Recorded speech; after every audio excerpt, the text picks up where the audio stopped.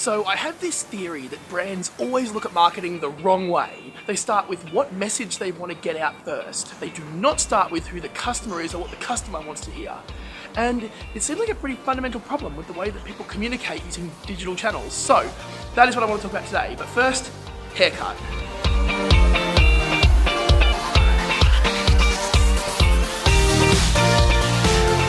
Okay, so I've got this theory, and this theory is that brands always go to market with this idea in their head that they need to sell something or they need customers. The reason why they're taking the action of going online or on telling a story is because they need an action from a customer, right? They're acting from a point of desperation, of need, of frustration, of why aren't enough people walking in my doors? And that makes sense, right? You wouldn't go and do a marketing strategy if you didn't need customers. My theory is you've got to flip that model on its head, because when you go from a point of frustration, of stress, of it's not working, then inevitably the messages that you're pumping out are sale, buy now, come work with us, did you know that we can help you with this, this and this? Doesn't sound very engaging. So based on that, the approach that I prefer to take is, who's your target customer? Let's talk about who that actual person is, and then what are their problems? What are their frustrations? What issues are they actually trying to solve in their life that you can help with? Because rather than going to market and saying, I need you as a customer, what if they discovered you? What if they learned that you could help them because you are an expert in your field and you're able to demonstrate that? And how would your messaging change if that was your approach? If your approach was, I want to be discovered as an influencer or as an expert or for a real reason and not because I need customers, which is an inherently gross way of marketing. And this thinking scales to any strategy at all. It's not limited to, I need customers right now, how can I roll out my strategy? If you think about it from a high level, brands have been doing campaign-based marketing for decades, for hundreds of years probably, right? They've gone for the feeling, the emotion, the heartfelt approach, and not just the sticky, right hooky sales angle that drives an immediate transaction. So if you think about why some of those big, global, fast-moving consumer brands have worked for so long, it's because they do go for the feeling, they do go for the emotion, they do go for this is how we provide value to the world, not we need money right now. Just yesterday I had a prospect client come into our office, and the CEO of the company, she was literally sitting across the table from me, and she literally started to rattle off the key things that she needed from a campaign. And it was re-engage this audience. That's fine, that makes sense. It was market to this new audience. It was, here is a totally different segment that we're trying to attack. Let's hit them as well. And she was able to hit off all these different segments that she wanted to attack. But when the conversation came down to how will you actually talk to those people, they hadn't thought about it. They knew on a corporate level what they wanted to achieve. I guess that's step one, that is handy to know.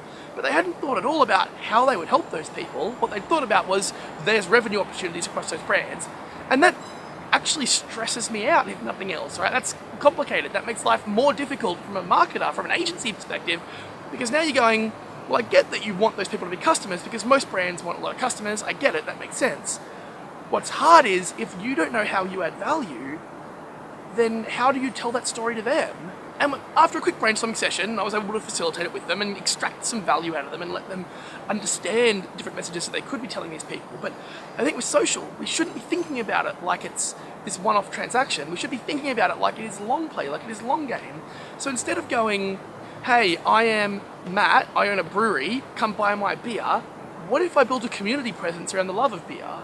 And what if, when I was designing that Facebook page, I didn't call it Matt's Brewing Company, I called it the beer page, the community of beer lovers. We love beer. What if I designed it around the feeling, the emotion, and the audience, and not around me trying to sell more product?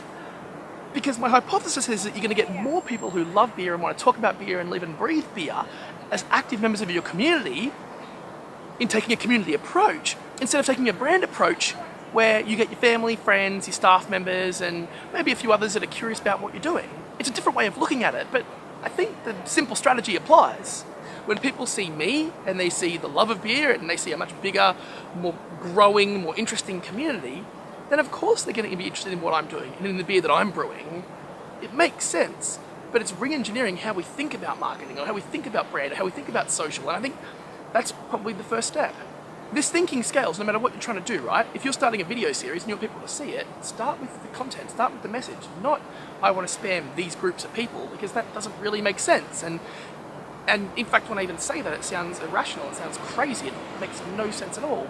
But the strategy works. If I started a discussion with you and said, hey, I'm Matt, I want to start this new video series, I want to attract these types of customers, you'd go, okay, that's interesting, but what message are you going to put out? Or why do those people want to hear from you, right? Why will they want to take action?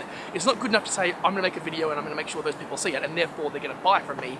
Because based on that logic, they're probably not right, it's irrational, it doesn't make sense. So why approach it from a backwards view of the world? Why not go, what message can we get to these people that's going to resonate, that they're going to care about, they're going to actually want to reach out to us and say that was a good, powerful, interesting message? It makes a lot of sense when you put it that way, but for some reason, big brands don't seem to get this. They just go for that constant right hook, that constant buy now, I need your business. Come, our doors are open, right? Transact with us. I would love to see more people thinking about this from a more creative way, from an angle of, I know who I'm trying to target, everyone gets that, that's cool. But let's flip the model then and go, all right, what are we trying to tell them? What format do they want to receive it? What would be the most interesting way for us to get that message to them? That's a much more powerful discussion.